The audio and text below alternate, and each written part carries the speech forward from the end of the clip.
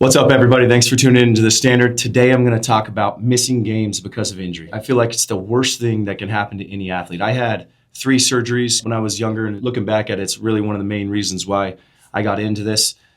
And anytime that we see an athlete that's missing practice, missing training, and missing games, and you see their self-doubt and their confidence go down, it's one of the worst things that can happen, especially because of that reason. You lose confidence in 1, is somebody going to take my spot? 2, am I going to let my teammates down? I'm not going to be able to get there.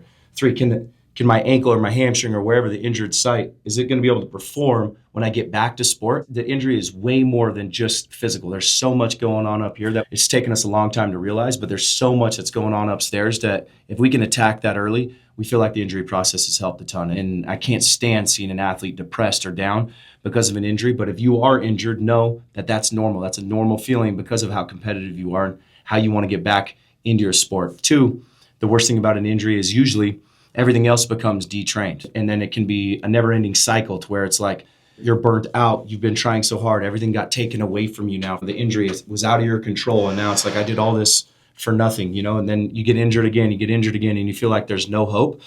Those are the things that we have really, with our return to play process, those are the things that we really want to attack going along with, with getting the injury healthy as well, but making sure that you have the confidence to get back into your sport. Really, we've kind of developed a 4-step process. And the first one, to me, is the most important thing. One thing, even with our healthy athletes, when you come into off the field, our goal is that the athlete always wins.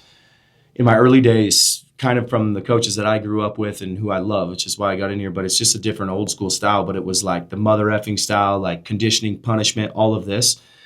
But looking at how much more I can get out of people by letting them know how good they're doing, still pushing them, still teaching them how to push through adversity, but letting them know, hey, look how much potential you have. Hey, look how good you can be at this if you attack this and you do it the right way. Hey, I know you don't think you can do that. I think you can.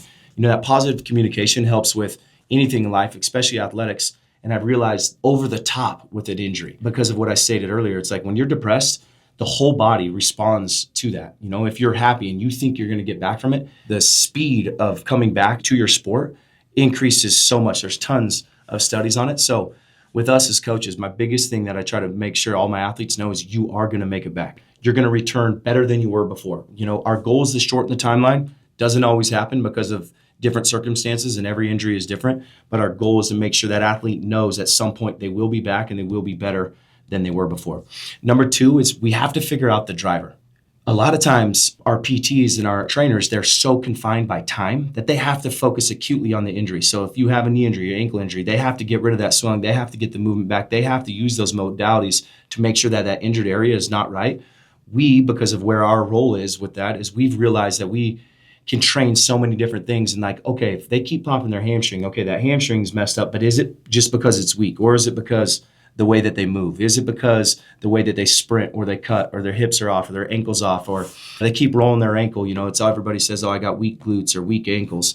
Is there more to the equation? That's something because of the role that we have in the return to play process that we've really tried to dive into. And we've had a bunch of success with that with the athlete. And again, it's also training the rest of the system that we know is going to help the athlete show back up in condition and ready to roll. 3, it's probably one of the biggest things I talk about all the time, and I've talked about a bunch on camera, but it's pushing intensity.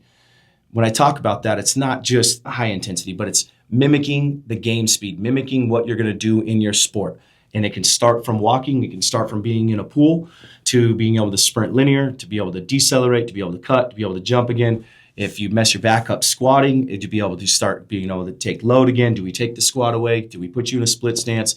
There's all these different things to where we can still drive intensity to try to get us back onto the field, but where we're not just resting and then hoping that in 2 weeks we come back, okay, hopefully the tissue's healed, and then we do it again. It's usually not because of the tissue's fault. It's because something else in the system is pulling or pushing in the wrong direction. And then 4, one of the biggest things is we have to attack the process. So we're going to train you like an athlete. If you blast your ankle, you roll your ankle, you fall on it, somebody hits it, you're not done. You can do so many things. You can train your entire upper body, but you don't have to just do bis and tris. There's things we can do, conditioning and power movements with our upper body. You can train the entire other leg. You can train everything above the ankle, and that blood flow is going to help with the swelling and get that ankle right. As long as we put it in a spot to where we're not going to cause more pain or more injury, you can really attack that. And I think as an athlete, it makes you feel a lot better too, because you feel like you're doing something, you're accomplishing something. You can set small goals like, okay, I can't clean today, but can I do this? Or, okay, I can't sprint today, but can I push here so I'm with the team and it looks like I'm doing something. I feel like I'm getting the same thing that the team's doing. So those are the four biggest things: is one, positive communication; two, determine the driver; three, push the intensity; and then train like an athlete. Absolutely attack the process. And if you do that from day one, I promise you, you're going to have a way better experience. You're going to learn how to really, really train to where when you get back into your sport, the chance of re-injury is going to go down a ton. And that's really one of our biggest passions right now on the return to play side of things.